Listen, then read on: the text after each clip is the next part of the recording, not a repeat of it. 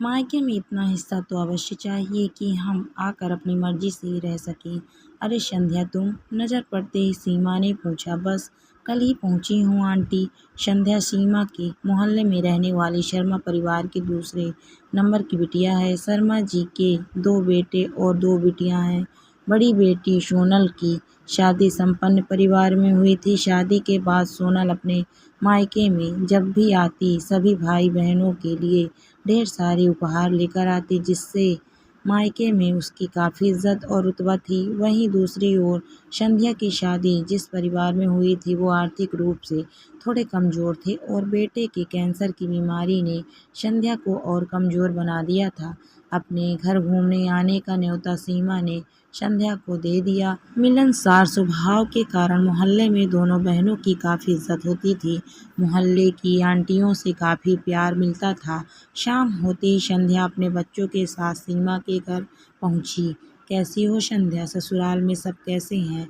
तुम अचानक कैसे? तुम्हारी भाभी ने तो कुछ भी नहीं बताया कि तुम आने वाली हो। औपचारिक बातों को बढ़ाते हुए सीमा ने ना जाने कितने सवाल पूछ लिए। बारी बारी सभी सवालों का हाँ नहीं में उत्तर दे ही रही थी कि इसी दौरान उनका 6-7 साल का बेटा भूख लगी है बोल के रोने लगा। मिक्सचर बिस्कुट चाय के बाद भी वो चुप होने का नाम नहीं ले रहा था। संध्या बार बार उसे आंख दिखाकर डराने और चुप कराने की कोशिश कर रही थी। पास में ही सीमा ने सब्जी बनाने के लिए आलू उबाल कर रखा था। उसे देखकर खाऊंगा खाऊंगा का रट लगा दिया बच्चे ने। सीमा समझ चुकी थी बच्चा बहुत भूखा है। उसने उसे खाना खिलाकर शांत किया। संध्या बच्चे के व्यवहार पर छेप रही थी, पर बच्चा तो बच्चा। संध्या ने छेपते हुए कहा, आंटी अभी इसका दूध का समय था इसीलिए रो रहा है। भाभी के बच्चे अभी ट्यूशन पढ़ रहे हैं। जब पढ़ के उठेंगे तो भाभी उनके साथ ही इसको भी दूध देगी। सीमा सोचने पर मजबूर हो गई। बच्चा भूखा अभी है और दूध बाद में मिलेगा क्यों? सीमा ने ढीठ बनकर पूछ ही लिया। आपने खुद ही निकाल कर क्यों नहीं दे दिया बच्चे को दूध? संध्या की चुप्पी सब कुछ बयां कर रही थी। माँ बाप के जाते ही बिटिया कब पराई हो जाती है पता ही नहीं चलता। वही मायका जहाँ जन्म होता है इतना पराया हो जाता है कि अचानक मायके आ जाने से सबके चेहरे पर प्रश्न चिन्ह क्यों, कैसे, कब तक। संध्या की बड़ी दीदी सोनल आर्थिक मामले में सुदृढ़ होने के साथ साथ एक निर्भीक और हिम्मती महिला थी। भाइयों को पता था बड़ी बहन सोनल आर्थिक रूप से इतनी मजबूत है, मायके की प्रॉपर्टी से उन्हें कोई लेना देना नहीं होगा, और छोटी बहन संध्या खुद में इतनी कमज़ोर है कि प्रॉपर्टी के लिए हमसे बगावत नहीं करेगी। जब बड़ी बहन सोनल को पता चला कि दोनों भाइयों ने माता पिता की पूरी संपत्ति आपस में बांट लिया और उन्हें इस प्रक्रिया में बहनों की ज़रूरत भी नहीं पड़ी, तब सोनल ने सोचा, क्या माँ बाप के रहते ही बेटियाँ मायके में ममता, प्यार, अपनापन की हकदार होती हैं? ममता शब्द सिर्फ माँ बाप तक ही सिमट कर रह गया।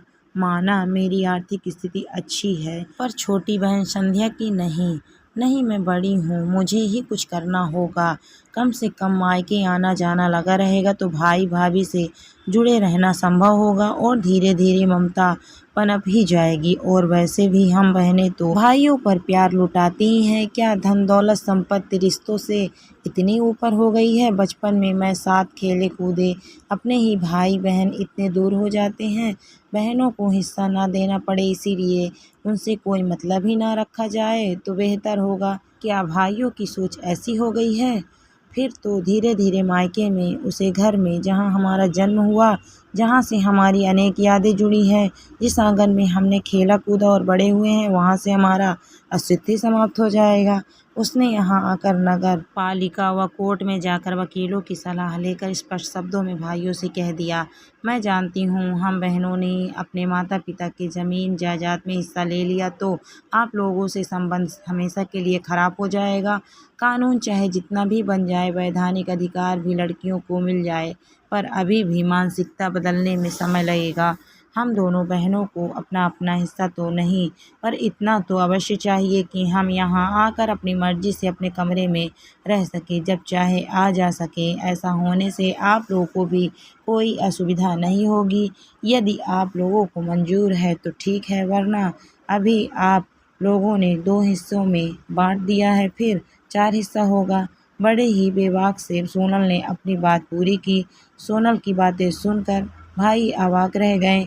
भाइयों के पास इसके भी सिवा कोई और विकल्प भी नहीं था। एक छोटा सा ज़मीन का टुकड़ा उन्होंने बहनों के नाम कर दिया। सोनल ने उस ज़मीन पर 2 कमरे का एक छोटा सा घर बनवा दिया और अब आ जाकर चाहे दोनों बहनें आती हैं, आराम से रहती हैं। अब मायका आने में संकोच या हिचक नहीं, अब ये डर भी नहीं भैया भाभी नहीं बुलाएं तो वो जगह ही छूट जाएगी जो कभी हमारी भी थी। सबसे बड़ी बात, अस्तित्व की लड़ाई लड़कर जीत कर सोनल और संध्या दोनों बहनों का भाई भाभी के सानिध्य में प्यार ममता के अंकुर फूटने प्रारंभ हो गए।